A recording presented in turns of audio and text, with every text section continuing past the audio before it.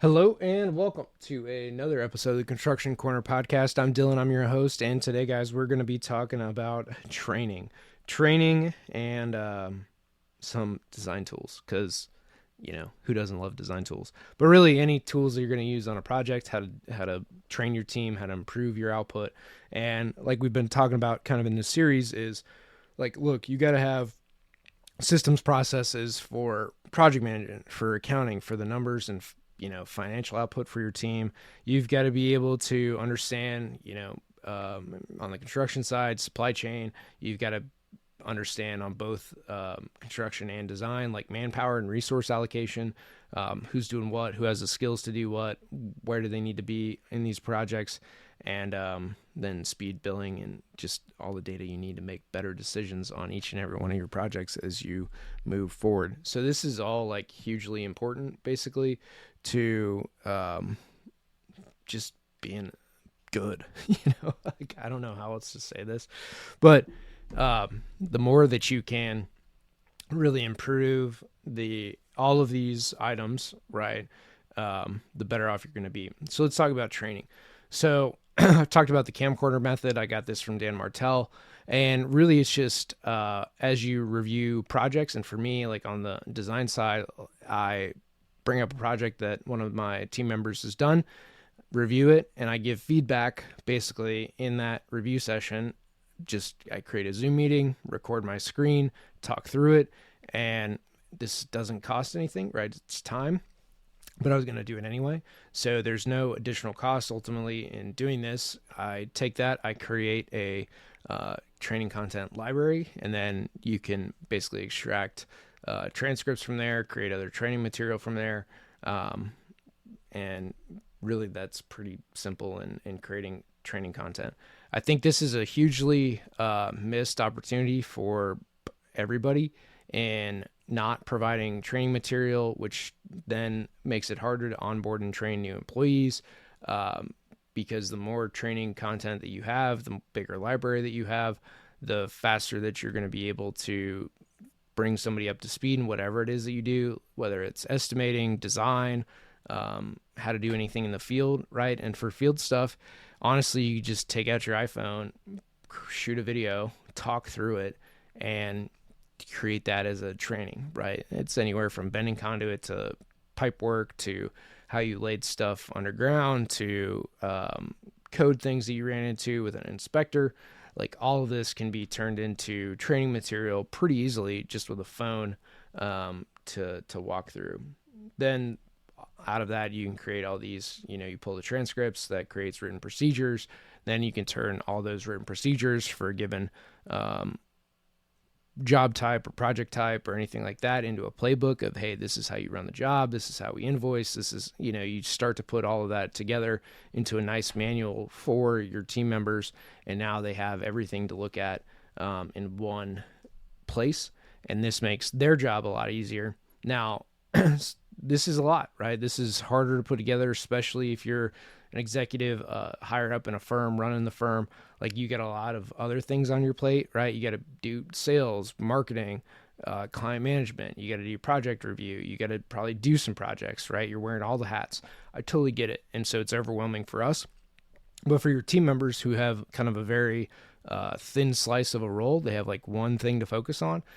For them, it helps so much in having that playbook, that thing to review, that thing to go back to. And honestly, if you print these, they have them on their desk. Now it makes it an even easier thing to go and look at and help them in their jobs without having to like search through a ton of stuff. It's just right there. It's printed, it's physical, and allows them to win so much better. And then with that, like, this is the whole thing in design tools, right? To help you produce a better product, a better solution. And this can be like if you're running prefab for on the construction side, or just design tools in general, is like, what are you using? Again, do you have training for this? Are your people brought up to speed on how to use this? Are they trained? Can you now introduce automation solutions, right? Can you use Cowabunga Studio software to automate the device placement for all of your electrical systems? These are the questions that you need to ask, is like, hey, now that we understand how to do this, can it be automated? What automation solutions are out there? Can you work with us to pull those automation pieces in and through into your own workflows. This is something that is hugely important. And then the other thing when you're evaluating these tools is, what is the ROI of it, right? So in any tool, you want to make sure that you have a huge ROI on doing it.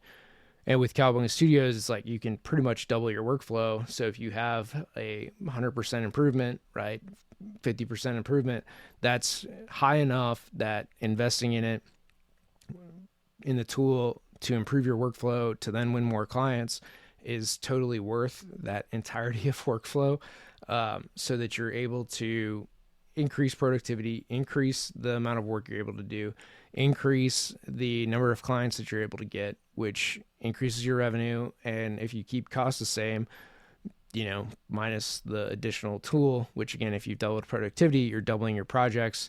I mean, this has a massive effect, and you got to kind of run through this math. And this is why we talked so heavily about the accounting and project numbers and understanding your finances. Because if you don't understand your finances, your cash flow position, how long it takes people to pay, then it's much harder to make investment choices because you have no data with which to make them.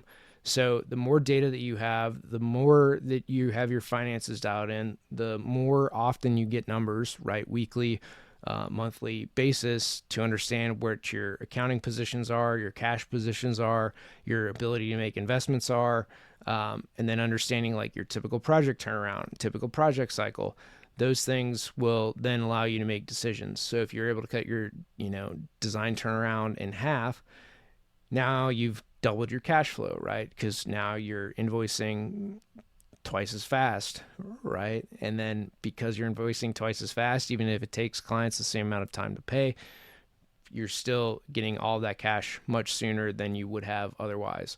So this increases your cash positions, this increases your cash flow, this increases your ability to make investments. And now because you have all this data that you can understand where these improvements should happen on each and every one of your projects, or an aggregate across projects, which allows you again to make better decisions as you move forward. So all this, like with training, with design tools, really then allows you to, when you have all this data, do better sales and bid management. So on the other side of it is, hey, we know that we're winning more and more of these projects. Let's try to go after more and more of these projects because we seem to be winning at them. We have good profit margins, and our people like doing that type of work. Okay, that's a win-win-win.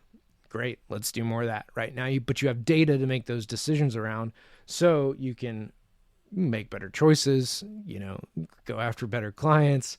All the things really come out of that. So, and then if you've got all the data and tracking for the bids you sent out, when to follow up on bids, when to follow up on those proposals, when to know if you've won or lost the project, right? New client and lead generation. So, hey, again, we're really good at this particular type of project, whether it's healthcare, warehousing, manufacturing, whatever, retail.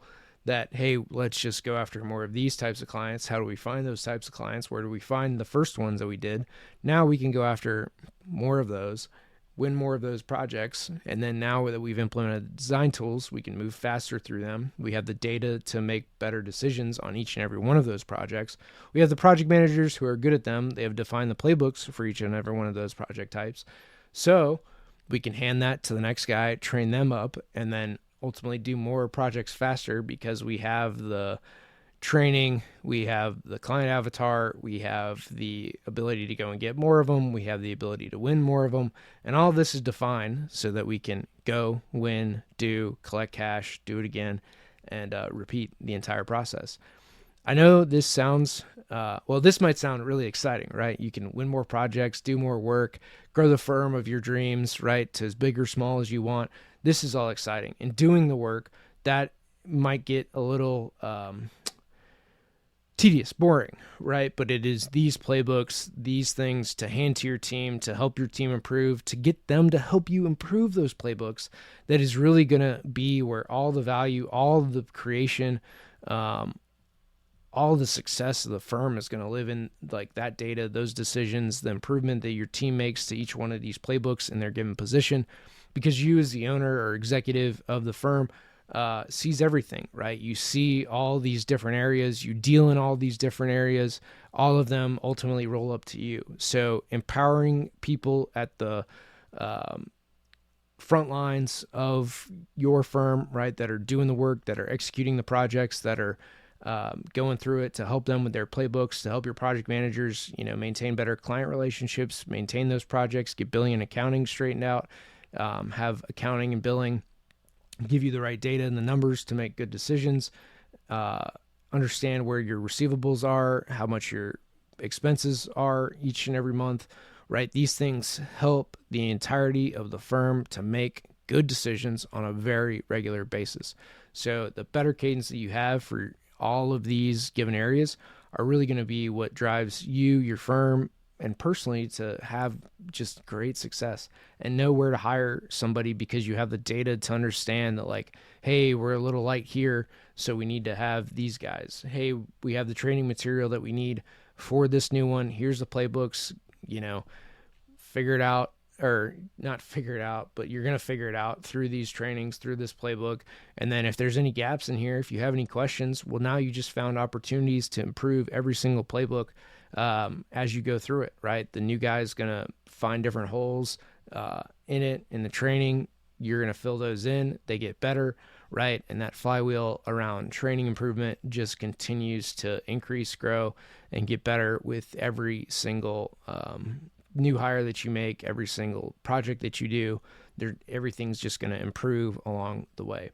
So, guys, thank you for listening and watching this little series that I put together on really all the data pieces that you need within your firm, right? The things that you can control, the things that you can work at, the things you can put together that will help make you successful. It's helped us tremendously grow the engineering firm. We're 100% year over year.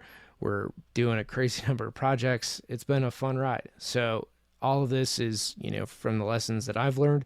And again, implementing like automation tools into it, using my own software in Cowabunga Studios to help design projects, improve projects, and do more work in less time. So guys, thank you so much for listening. And that is this episode of the Construction Corner podcast. Until next time.